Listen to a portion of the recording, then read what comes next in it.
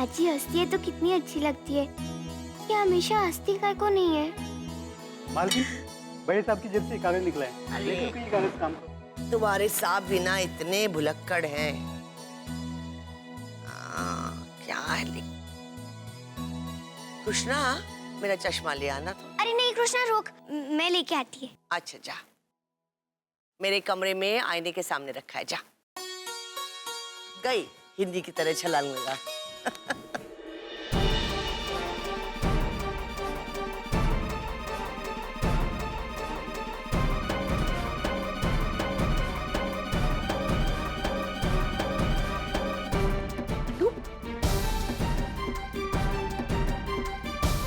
मेरी बात सुन। क्या कर रही है तू? पागल हुई है क्या?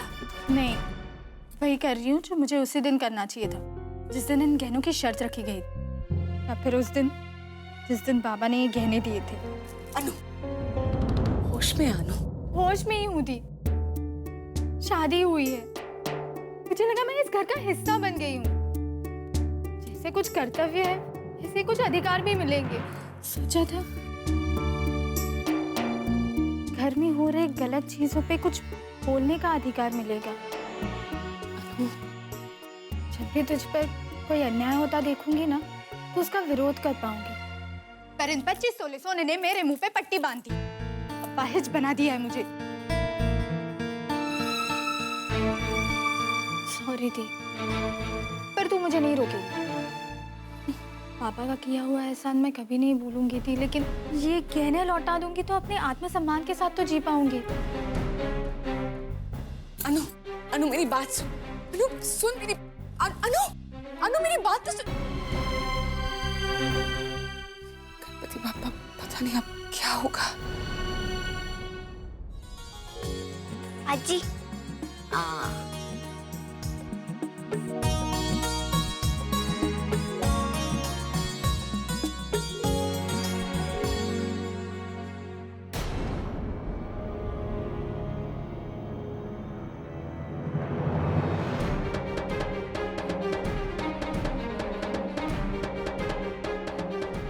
ये आजी को क्या हुआ फिर से?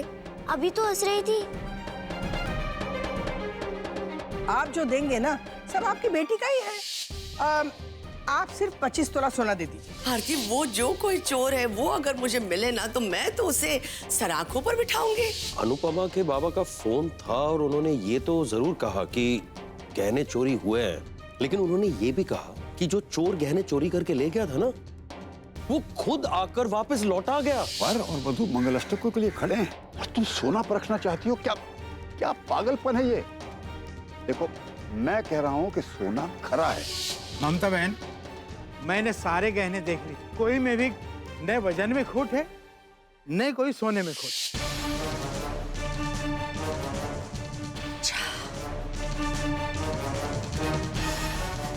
जज साहब ने अनुपमा के लिए गहने खरीदे। इतना बड़ा झूठ अनुपमा कर्णिक, मुझसे तेरे परिवार ने झूठ बोला है। अब देख मैं उनकी इज्जत की कैसे धज्जियां उड़ाती हूँ। आजी, आजी क्या हुआ आजी? तू भी उन धोखेबाजों के घर से है ना? कौन धोखेबाज आजी?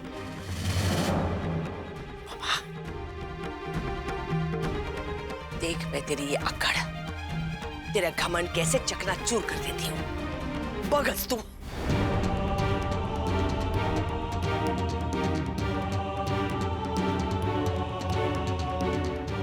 अभी हंस रही थी और अभी गुस्से से उबल रही है। क्या आजी कुछ अलग है? क्या अचानक अनु दीदी पे इतना गुस्सा? पन काय को? बस अब और नहीं रुक सकता मैं, एक सेकंड भी नहीं रुक सकता। अरे एक नंबर का नालायक है तू, चुपचाप बैठ नहीं सकता? क्यों बैठूं मैं? आई ना रात में कुछ खाने को दिया इन लोगों ने और ना ही सुबह का नाश्ता आया, तो क्यों रुकूं मैं यहाँ पर? तो कर रहा है कि एक लगाऊं तुझे? अरे समझता ही नहीं, कितनी मुश्किलों से मैंने सबकी नजरों से बचाकर तुझे इस कमरे में रखा है ताकि तेरी करतूत सबको याद ही ना आए। इस घर को अच्छे से जानती हूँ, एक भी दिन बिना तूफान आए इस घर में रहता ही नहीं। बस तूफान आया और तेरी करतूत सब भूल जाएंगे। फालतू की बकवास नहीं सुननी है। खाना दो वरना मैं जा रहा हूँ। अच्छा रुक, देखती हूँ। हे गणपति बप्पा, जल्दी से इस घर में बड़ा सा तूफान लेकर आओ। सुनामी से कम नहीं होना चाहिए।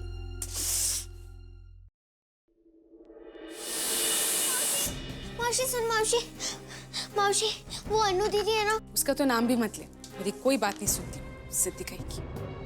मौसी मुझे कुछ समझ नहीं आ रहा है तू क्या कह रही है। मौसी आज ही बहुत गुस्से में, वो अनु दीदी को डांट देगी। क्या? तुझे कैसे पता?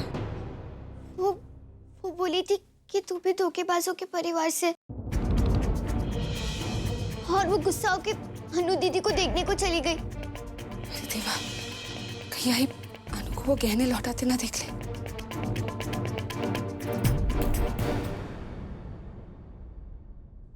बाबा, मैं अंदर आऊं? आओ ना बेटा, आओ आओ अनु, आओ।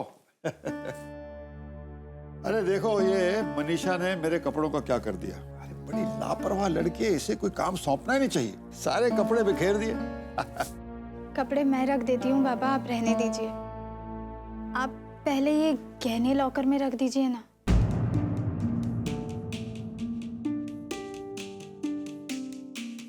कौन से गहने? यही गहने जो आपने मेरे बाबा को दिए थे, ताकि शादी में कोई अड़चन ना आए। अब तो शादी हो गई है, तो मैं इन गहनों का क्या करूं?